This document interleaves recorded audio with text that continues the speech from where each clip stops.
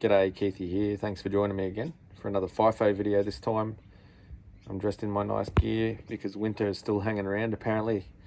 Anyone from New South Wales is probably going to call me a sook because it's probably only about 16 degrees.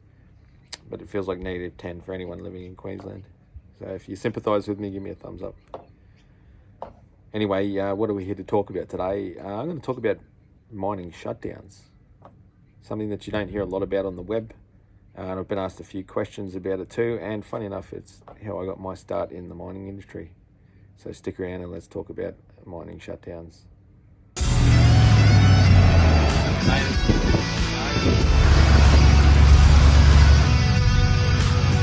we couldn't go without checking this out. Staring at the fires now. G'day, Keithy here. G'day, Keithy here. G'day, Keithy here.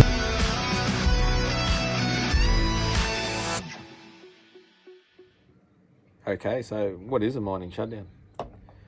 What does it mean? Like, if you had no idea about the mining industry or the word shutdowns in the mining industry for that matter, you probably think it's something doom and gloom, like the mine is actually literally shutting down and that's it, turn the key off and walk away. But it's not the case. It's actually something that happens quite frequently to where I am now. Usually it happens every 3 months, 13 weeks thereabouts, so 4 times a year. And it's like Christmas for contractors. They all get to come out here and enjoy the lovely camp we have. So what happens is about every 3 months, everything gets switched off and things get replaced that need to be, because things wear out, especially in the mining industry. You imagine you've got lots of rock going through a plant. In underground mines, they've got machinery and things that need to be conveyor belts as well, and shaft winders, all that kind of stuff that need to be repaired. And they can't just run 24/7 all the time without having a bit of frequent maintenance to keep them reliable. Just like a motor vehicle, you see some of my other videos, you'll know that I service my car quite a lot, and that's to keep it going, and it's the same thing that applies out here in the mining industry. So what generally happens, and I mean out here we're an underground mine as well as a surface processing plant, concentrator if you will. And what happens is there's a coordination that goes on between the underground mine and between us on the surface, so that we can utilise the contractors without having to get twice the amount of contractors out to site. So what will happen is one part of the site, whether it be them or whether it be us on the surface, will shut down first. We'll get out, and usually a shutdown can take anywhere between sort of 3 days and a whole week to do. Depends on what needs to be done. If there's a lot of big ticket items in there, sometimes it'll take more than a week. It could take 8 or 9 days. And they'll come in, they're specialised contractors. So there's some contractors who might be engineers, the specific fields of engineers. There's others, scaffies come out here every time. There's always scaffies doing scaffolding work. We've got people who reline the mills. We've got other types of contractors that can do other random stuff like rebuilding pumps, conveyor belt work. Fenner Dunlop come out to do our conveyor belt work, and all kinds of things like that. There's a lot involved with a shutdown that you might not be aware of. So if you've never actually been to a mine before, there's these things called group lockouts. Now, other mines might call them different things, but essentially what happens is anything that is energized. So say, let's use a pump motor, for example. That's electrically controlled. So there's electrical energy going to create the pump to spin. There's these things called group lockouts, and what they do is your host will go around and isolate electrical equipment and or other kinds of equipment, be it pneumatic or there could be things that are hydraulic, etc., etc. I mean, water lines, things like that could impact what you're doing. So the sources will be isolated, whether it's a water or oil or electricity, and locked so that they can't be started while you're working on them. And then you place a lock, just very similar to the normal key lock that you'll find at Bunnings. Obviously a little bit stronger than that, so they can't be tampered with. You lock onto these things while you're working on them, and what that does is that protects you from that piece of equipment or whatever it may be from starting up while you're doing the work on it. So that's something that you might learn if you do get out into the mining industry on shutdowns or something unfamiliar. You could come out here as a contractor. Now, where am I going with all of this with shutdowns? Now, this is how I got my start at this very mine, funny enough. This is the first mine that I worked at, and I've obviously done work at other mines as a contractor prior to being full-time here, but I've been full-time here for about 17 years.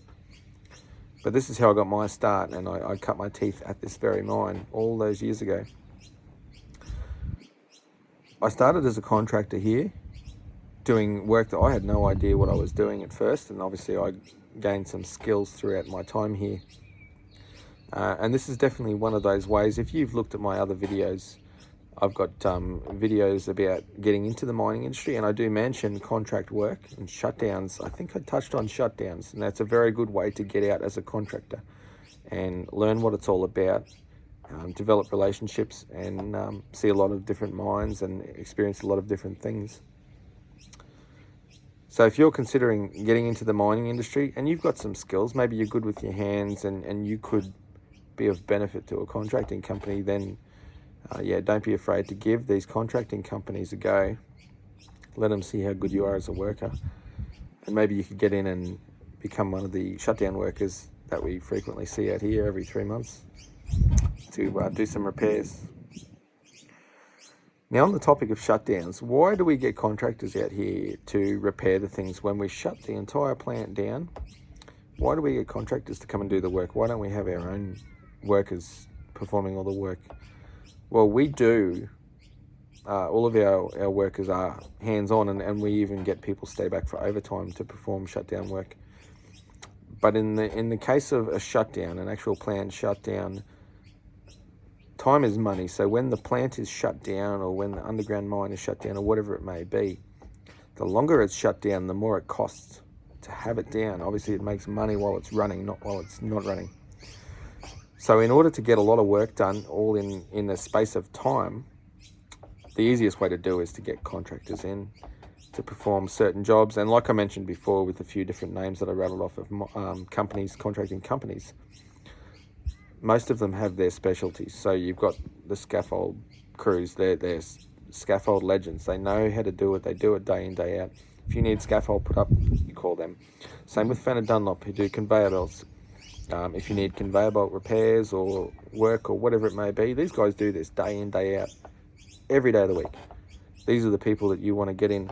Whereas our workers, our fitters, our boilermakers, operators, maintainers, all that kind of stuff, while they might know how to do a lot of these jobs and can be perfectly fine to do it, these contractors are much more efficient at doing the job.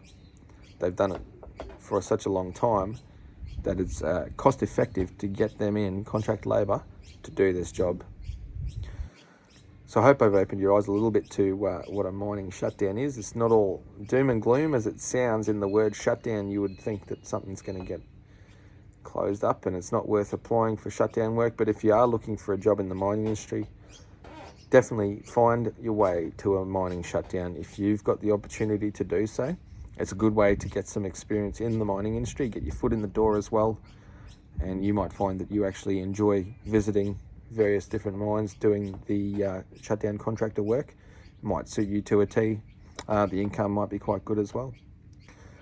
Thanks for watching anyway, guys. Take it easy. Don't forget to subscribe, do all that. Give me a thumbs up if I've done all right. Tell me I'm a chicken if it's too cold. 16 degrees.